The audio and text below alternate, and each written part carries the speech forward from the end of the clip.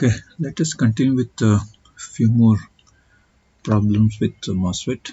So let us look at this question number 36. So let us see what is question number 36 is. So we have a NMOS device with lambda equals to 0.1 volt inverse. It should give GM into R naught as 20. It is given that VDS is 1.5 volt. We are asked to find what is W by L if the value of ID is 0.5 milliamperes. So with these specifications, we are asked to find what is the W by L of this particular transistor. This is problem number 36.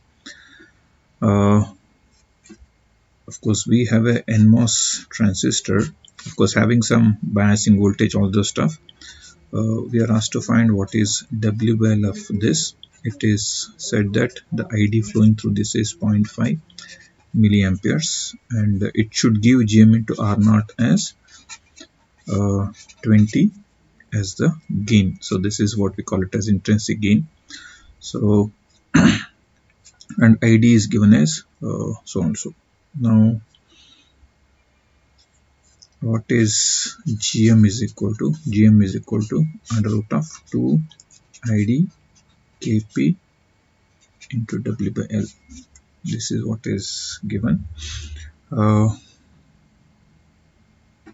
We are asked to find what is this value.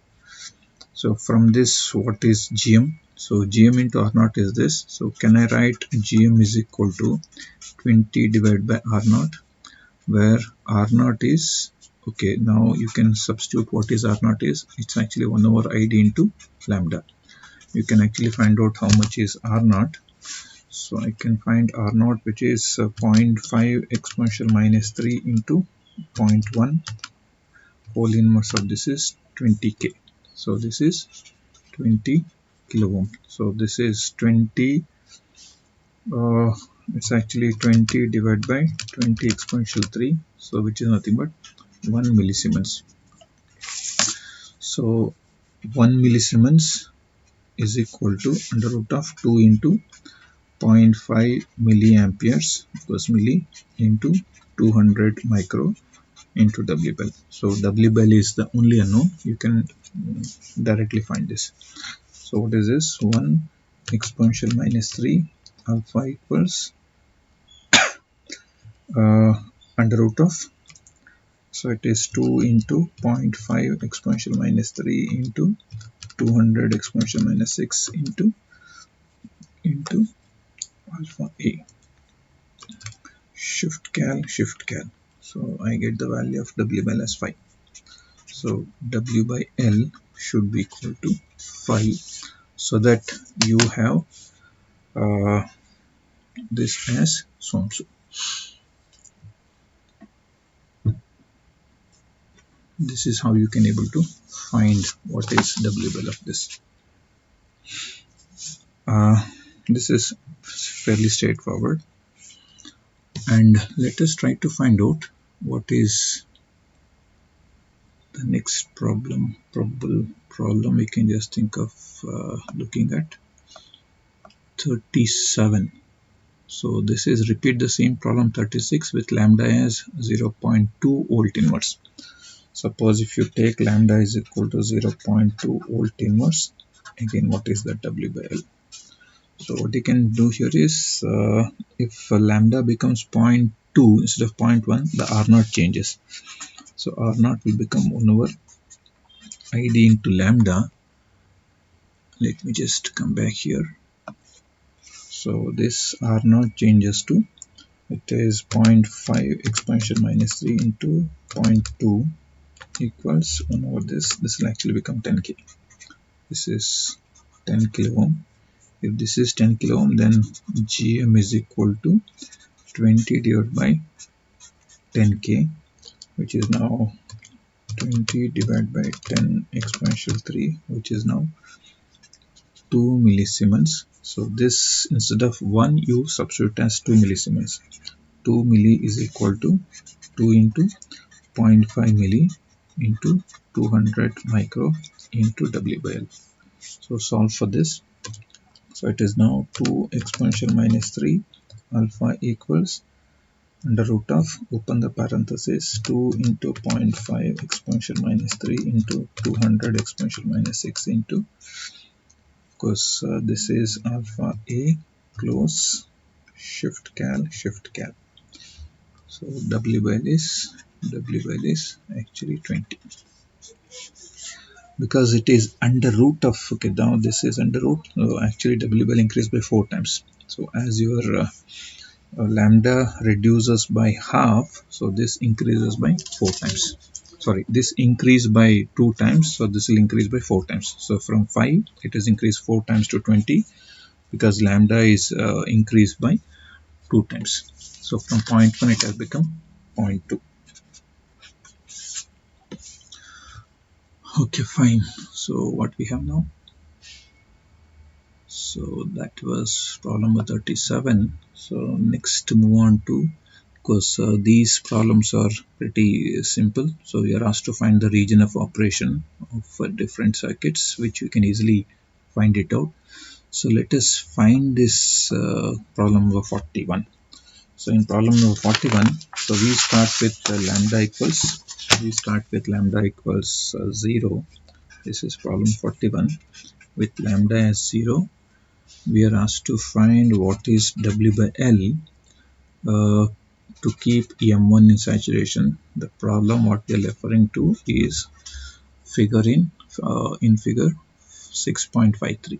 So 6.53 figure is actually over here. So let me just find out. Sorry, this is, so we are looking at where is 6.53, which is 6.53, and this is 51. Where is 53?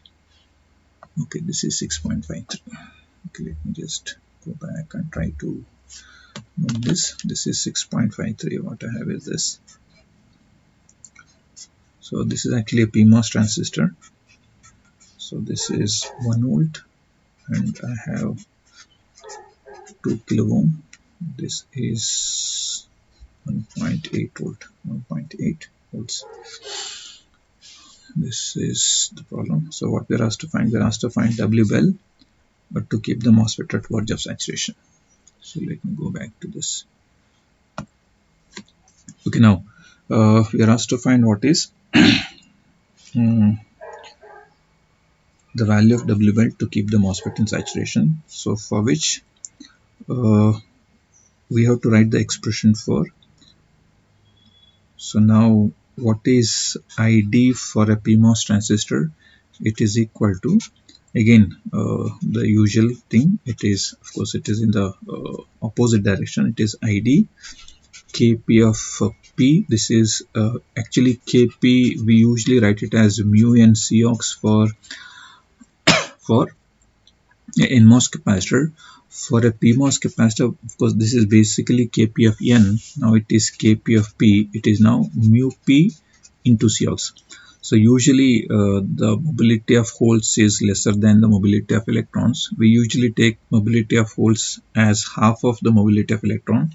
So this Kp for PMOS will be actually 100 microampere per volt square, because we take this as 200 microampere per volt square. So that's why Kp of PMOS is actually half of the NMOS. So it is half Kp W by L. Again, it is VGS magnitude minus VTO magnitude whole square. So why it is magnitude is because all these are negative voltages, so we take only the magnitude. So ID is actually equal to half into, so how much is Kp? This is actually 100 micro. What is W by L? We are actually asked to find what is W by L. So what is VGS? VGS is actually, this is VG, this is VS. So this VG is actually 1 volt. So VGS magnitude is magnitude of VG minus VS. So what is the VG value? VG value is actually 1 volt. Minus of VS value is this, which is the source, which is 1.8. So you take the magnitude of this. Is this not magnitude of minus 0.8, which is nothing but 0.8 volt? So we take the magnitude of this value, which is 0.8. So that's what is 0.8 here. And VTO for VTH for PMOS will be actually minus 0.4 volt. So when you're taking the magnitude of VTH of P, it's actually 0.4. So it is minus of 0.4 whole square. So since lambda is taken as 0, so we're not writing that 1 plus lambda VDS. So this is the equation what you have. This is ID expression. So what is the VDS equation? So as we usually are used to write, what is VDD now? VDD, this is VDD is equal to VDS plus ID into RD. So whatever drop you have over here, that is applied voltage, is VDS plus VGS. This is source, this is drain. So you have a current which is actually going in this direction. So if you take the magnitudes, so this is how it goes. So this is your, so now from this I can write VDS magnitude as equal to VDD minus ID into RD. So now what is VDD? It is 1.8 minus of what is ID? It is half into 100 micro into W by L into zero point 0.8 minus 0.4 whole square. Since you're looking for a W by L to keep the MOSFET in saturation, let me write this as VGS minus VTH. VGS minus VTH. So what is VGS? It is now VGS is actually 0.8. So this also becomes 0.8 minus 0.4 is equal to so and so. So in this we have to find this W by L. I hope all of you got this. This is a slightly, since it's a PMOS transistor, we have to take the magnitudes of current, voltage and this, because they all will be negative in negative direction compared to PMOS. All the values of voltage and current will be negative. That's why we are taking the magnitude. So ID becomes this equation. So now we are looking at what is VDD, that is applied voltages, this drop plus this drop. So from which you can write the magnitude of VDS as VDD minus IDRD. So since we are asked to find the value of W by L to keep the MOSFET in saturation, let me write the saturation equation for your VDS, which is VGS minus VTH, which is 0.8 minus 0.4. So be careful that this VGS is actually 0.8, because this is VG, this is VS. So this is the major difference which you have to take. You cannot simply take VGS as 1 volt. This is VG, VS is 1.8. So now let me solve for this. So let me feed this equation as it is. So it is now, so it is 0.8, sorry 0.4, 0.8 minus 0.4 is 0.4. Alpha equals 1.8 minus 50 exponential minus 6, that is half into 100 is 50, multiplied by alpha A into 0.4 square shift cal. So you got the value of W by L as such a huge value. It is, oh, I think we missed out RD. Oh, we missed out RD. This is 2K into 2K. So that's why the answer is so large. So this is a mistake. So this is half so and so multiplied by 2K into 2 exponential 3, because this RD is missing it out. Then shift cal. So it is 87.5 is the value of W by L. This is the value of W by L. So if this value of W by L is 87.5 for this MOSFET, then the MOSFET will be at the verge of saturation, correct? Okay, that's fine. So let us move on to the next problem, which I will take it as 4.32. 4.32 is interesting. Let us see what is 4.32. Sorry, it's 42. Problem number 42. Where is 42? Okay, this is 42. With this value of W bell obtained in problem 41, what happens if VB changes to plus 0.8? Oh, it's a continuation of the same problem. With this value of W bell as 87.5, if VB changes to 0.8 volt, what happens?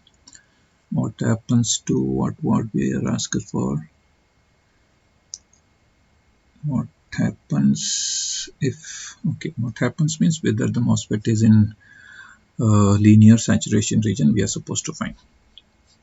Let us see what happens. So if this is changed to 0.8, if it is 0.8, then what is, let me just do it in a different pen. So what is now VDS? VDS is equal to, again, VDD minus half into Kp W by L VGS minus VTO. Of course, all these are magnitude whole square into RD.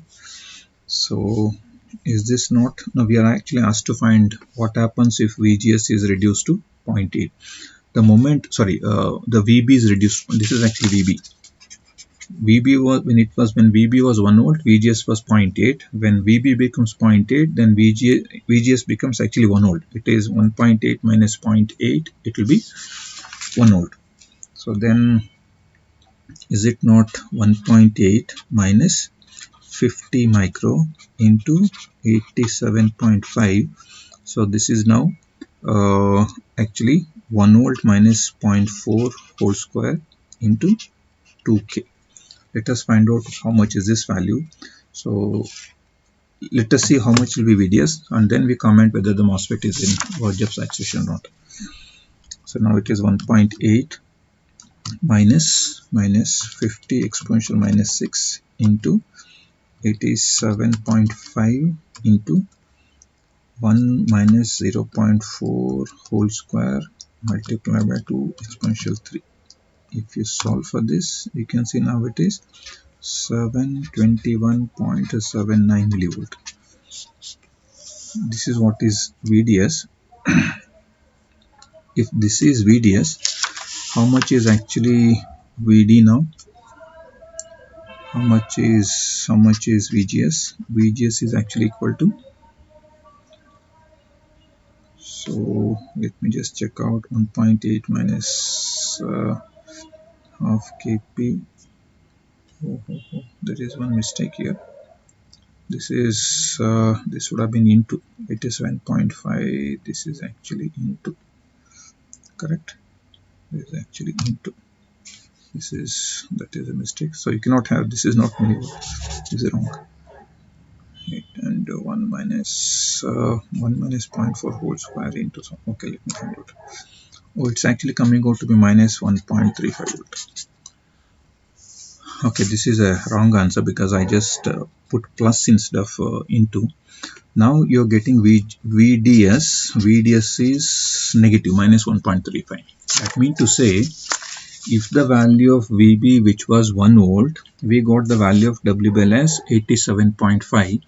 Suppose if you substitute, suppose if you have 87.5 as the W bell of this, and if you reduce this VB from 1 to 0.8 volt, the VDS comes out to be minus 1.35. The VDS comes out to be minus 1.35. That is VDS magnitude, which means that MOSFET is not in, because it has become a negative value. It has become a negative value.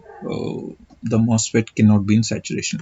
So why it is so means, because when you actually reduce this value of VB from 1 to 0.8, actually VGS increases. VGS was actually 0.8 earlier. This was 0.8 when VB was 1. When VB becomes 0.8 volt, this will become 1 volt. When this becomes 1 volt, naturally more ID flows, more drop will happen.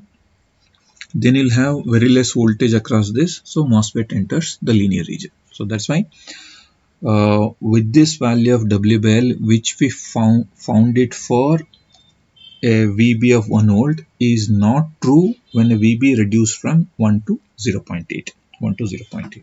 So now With this value of W by L 87.5, if VB reduced from 1 volt to 0.8 volt, the MOSFET enters linear region. MOSFET enters linear region. That's the solution. That's the answer. Next, we shall look at. Okay, next is you're asked to find what is the operating region, which you can easily find out.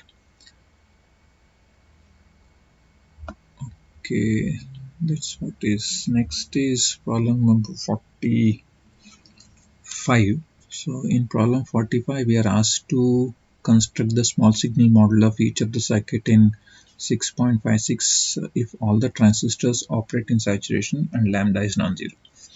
So we are assuming all the MOSFETs are in saturation and but lambda is non-zero, meaning there is some R naught in each of the transistors. So it is 6.56. So let me just go to 6.56 and try to draw the small signal models, which is 6.56. I think this one, yeah, this is 6.56. So we are asked to write the small signal model for all these circuits.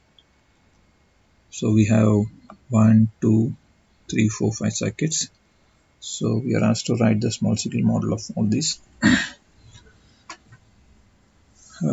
which is interesting to know. So of course nothing to worry, we are simply replacing every MOSFET by its small signal model, and all DC voltages are AC grounded and input is retained as input, and it's as it is. So let me just write the first circuit, which you have RS, and then there is a RD grounded, so there is a V0, and we have Vin applied here. So this is VDD, this is RS because this is source, this is RD, this is RD. Let me show you how does the small signal model for PMOS transistor will look like. So let me just take you to that circuit where it is. Okay, let me just take you to the small signal model of NN PMOS transistor. This is okay. This is the small signal model for NMOS transistor. You can see this is for NMOS transistor. Let us show it for how does it look like for a PMOS transistor. So this is for a PMOS transistor. I'll show you now. Okay, this is for a PMOS transistor. See here. This is okay. Let me just go back here and show you how does the small signal model for a PMOS transistor will look like. It sits here only.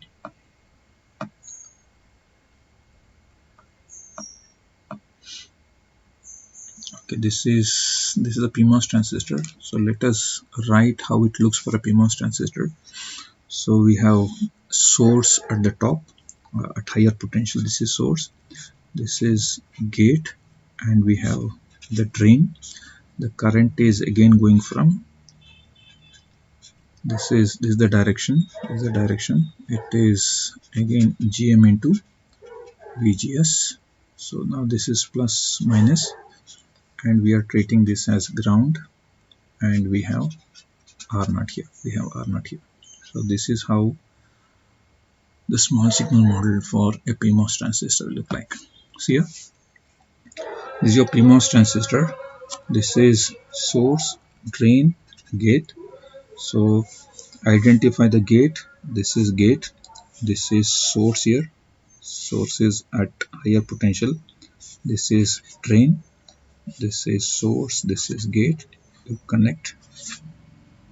This is GM into VGS. This is minus plus. This is VGS, and you have R0. Okay, if you say it as M1, let me say it as R01. Let me say it as GM1. This is what is the this is actually V in here connected to the gate, and there is a resistor RD connected to this. So this is RD. So there is a resistor RS connected to source. So this is RS, and this is AC grounded. This is AC grounded. So this is the this is for a MOSFET, something like this. Suppose if you have, this is AC grounded. If you have this is source, drain, gate. So this is equivalent to this, and this is the circuit what you have. See now, this is gate, source is at higher potential, that is on the top. So again, between drain and source, there's a current source GM into VGS is flowing, and we have a R0 resistor between gate and source, drain and source, and this is RD, and here you're measuring V0. Here you're measuring V0 because at drain you're measuring V0. So what is the second circuit? Okay, it is 6.56 was the problem or the figure number.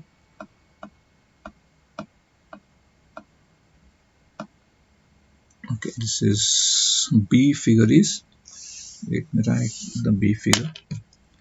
B figure is actually, I have one NMOS transistor and one PMOS transistor together.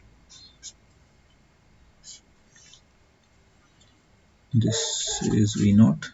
This is V into PMOS transistor. There is a VDD, and you're grounding this. So this is M1, and this is M2. This is RD. So this is what I have. See now, this is the second circuit I have. So for that, the first simplification is replace the VDD by ground. So this remains, sorry, this is V0, this is AC ground. So this V in remains as it is. This is M1, this is M2, sorry, there should be suffix. This is RD, this is NMOS, this is grounded. So now let me write the source of PMOS transistor is AC grounded. This is gate where you're connecting the input, and this is between, you have GM1 into VGS1. So this is minus plus VGS1, and you have R01 here, which is due to this, and after this I'm connecting a RD here. This is RD, and you have this okay, this is gate, source, and drain. Sorry, this is gate, drain, and source.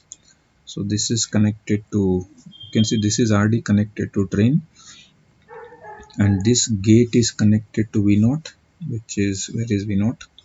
V0 is actually this point. So this is actually V0 here. Actually this is going there because this happens to be the drain of first transistor, and you have between this and this, so there is a GM2 into VGS2. So this is actually VGS2, and of course I have this R02 here for this MOSFET, correct? So here I'll measure the V0. So we have not done anything, we simply replaced this P MOSFET by this and N MOSFET by its equivalent AC signal model, and we retain the value of this RD as it is between drain of this and drain of this. This is drain, this is drain, there is a RD. So this gate is shorted with this drain. You can see this gate is shorted with this drain, and you have input applied here. This is V0 taken. So that's how we can. So this is one MOSFET. If we can specifically write, this is a MOSFET, and this is another MOSFET, and of course you have a RD. Of course this is actually AC grounded, so I may have to write this as again a ground. So this is grounded. It's as simple as that. So this is actually M1, this is M2, in between that I have this. Of course we have an internal connection of this and this. Okay, next is we will see the third small signal model, first, which you can easily try out there. So this is not at all difficult. Let me just do it for one more, and remaining you can think of doing. So let me just start doing this. So maybe I'll do this a bit more complicated, which you have it here. It looks complicated, the circuit, but don't worry. So just plug in the small signal model of the MOSFET. So what I have is M1 is a PMOS transistor, and you have a RD connected bottom, and then you have this is M2 is grounded, and I have a R1 connected from that to this drain. This is R1, this is RD, this is ground, this is VB, which is the bias voltage, this is Vin, this is source, and you are measuring V0 here, So this is actually M2, this is M1. This is what I have. So now we can basically start replacing. This is source, this is gate. Gate is actually grounded here. That's what is the DC voltage. So drain, you have